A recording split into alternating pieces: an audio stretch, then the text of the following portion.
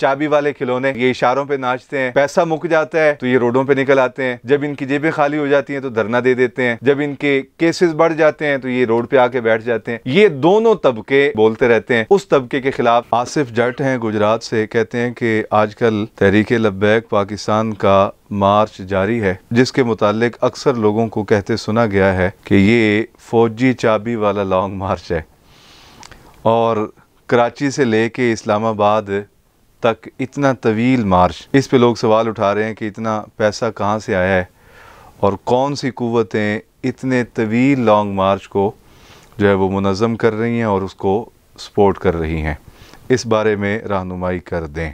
देखें, गुजारिश ये है कि नबी अकरम सल्लल्लाहु अलैहि वसल्लम ने इरशाद फरमाया था, अनकरीब ऐसा ज़माना आने वाला है कि जिसमें अपने ईमान की हिफाजत करना ऐसे होगा जैसे आग का अंगारा अपने हाथ में लेना। ये शायद वही दौर आ गया है कि जिसमें अगर कोई शख्स सर पे टोपी रख ले तो उसे तंज किया जाता है, चेहरे पे दाढ़ी सजा ले तो उसे तानों का निशाना बनाया जाता है। बेचारा नमाज पढ़ने मस्जिद चला जाए तो कहते हैं बड़ा सूफी हो गए हैं, बड़ा मुल्ला हो गए हैं, खैर छुरियाँ लगता है तेज़ कीती हुई ने। तो ये वही दौर आ गया है कि जिसमें दाढ़ी शरीफ रखना, सर पे ताज सजाना और नमाज के लिए मस्जिद जाना भी लोगों के तान व तशनी से नहीं बचा हुआ। अब एक बंदा वो है कि जो हाथ में तस्वीर रखता है और दुरूद पाक पढ़ता है, अल्लाह अल्लाह करता है, चेहरे पे दाढ़ी सजा लेता है, सर पे टोपी पहन लेता है, मस्जिद से ताल्लुक़ कायम कर लेता है, किसी को कुछ नहीं कह रहा। इसके बावजूद लोग उसे तरह तरह के ताने मारते हैं, अजियत देते हैं, ज़हनी तकलीफ़ देते हैं, परेशानी का शिकार कर देते हैं। एक शख्स ही है।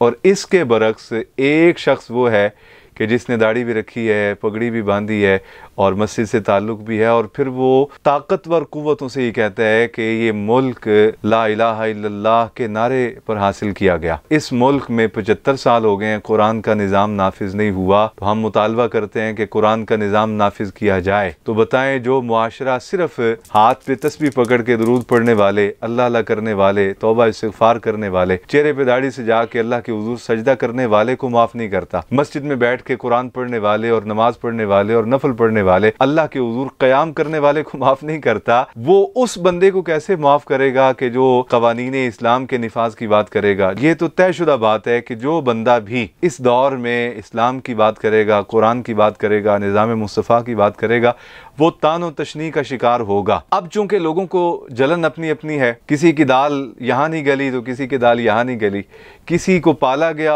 और पालने के बाद वो सामने खड़ा हो गया तो फिर उसे रुसवा किया गया, फिर उसकी पार्टी से लोगों को निकाला गया, किसी को जो है वो ज़बरदस्ती दबका के कई सालों से बाहर बिठाया हुआ है।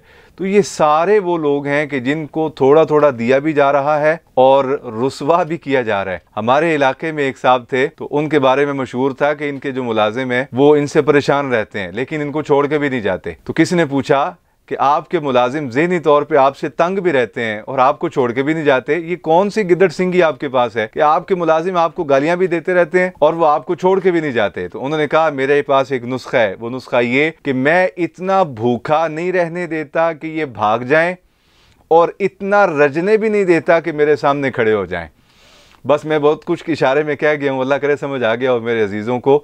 तो सारे तबकात वो हैं कि जिनके ज़ुबान पे और जिनके हलक में कुछ ना कुछ डाल दिया जाता है, गोया वो इस सिस्टम का हिस्सा भी रहते हैं और इसके बेनिफिशरी भी रहते हैं, और साथ साथ थोड़ा बहुत उनको रगड़ा भी लगा दिया जाता है। तो नतीजे में वो बाज़ औक़ात शोर व गुल करते और आहो बका करते भी नजर आते हैं। इसके बरक्स ये जो दीनदार तबका है, ये तो महज ना इस सिस्टम का बेनिफिशरी है, ना इस सिस्टम से उनको कोई मफाद हासिल करना है। वो मस्जिदों में बैठ के अल्लाह अल्लाह करने वाले लोग हैं, वो कुरान की बात करते हैं, निज़ाम इस्लाम की बात करते हैं, अदल फारूकी की बात करते हैं, सदाकत सिद्दीकी की बात करते हैं, वो तो शुजाअत मौला अली और सखावत उस्मान गनी की बात करते हैं, वो तो निज़ाम मुस्तफ़ा और सरकार के अता करदा दीन की बात करते हैं। तो ये जितने लोग हैं जिनके मुंह में थोड़ा बहुत कुछ ना कुछ खुराक डाल दी जाती है और फिर दूसरी जहत में उनको थोड़ा बहुत पेंजा भी लगाया जाता है, ये दोनों तबके फिर ये बोलते रहते हैं उस तबके के खिलाफ जिसने दाढ़ी रखी हुई है, सर पे पगड़ी रखी है और वो कुरान की बात कर रहा है, निज़ाम इस्लाम की बात कर रहा है। एक बात और भी है कि आईना जैसा इंसान का चेहरा होता है वैसा ही दिखाता है। तो चूंकि लोग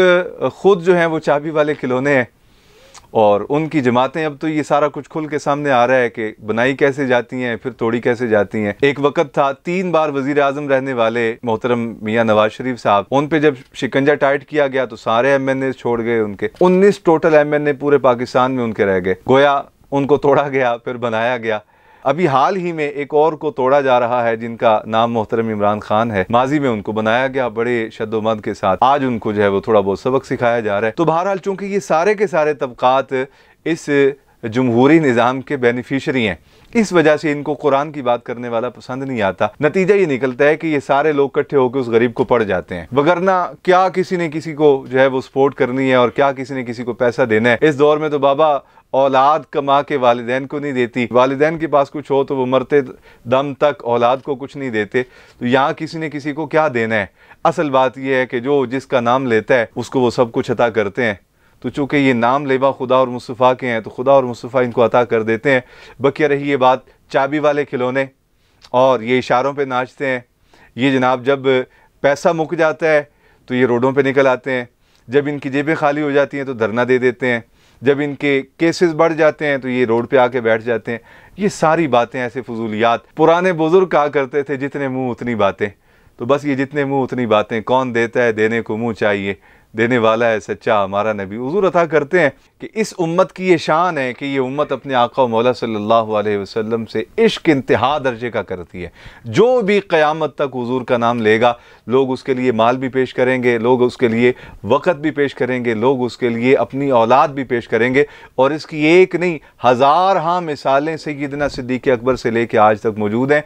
और लिख ले मेरी बात, ये जज्बा उम्मत में क़यामत तक कायम रहेगा। अल्लाह रब्बुल आलमीन हमें इश्क़ रसूल की दौलत से माला माल करे।